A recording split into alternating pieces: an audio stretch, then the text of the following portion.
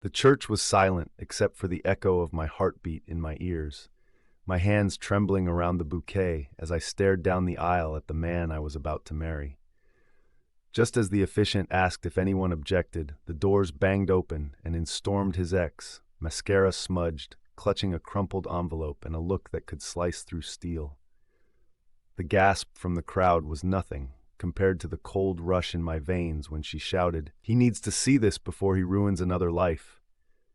She marched straight up to us, shoving the envelope into his hands, her eyes never leaving my stomach, 7 months pregnant and suddenly feeling naked in front of everyone I loved. "It's a DNA test," she spat. "He's been seeing me for months, and that baby might not even be his."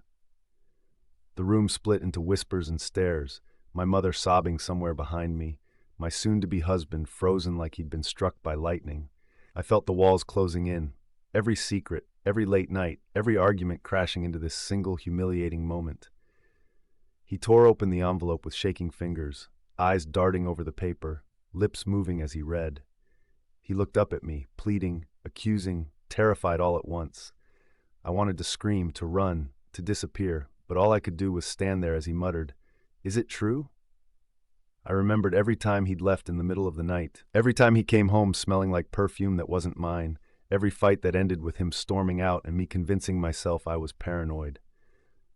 But the worst part wasn't her revelation or his betrayal. It was the secret I'd been carrying too. Because I knew the baby wasn't his, and I knew exactly whose it was, his brother's. I looked at the chaos unraveling around me, felt the weight of my choices pressing down, and realized I'd been so desperate for love I'd destroyed everything in the process.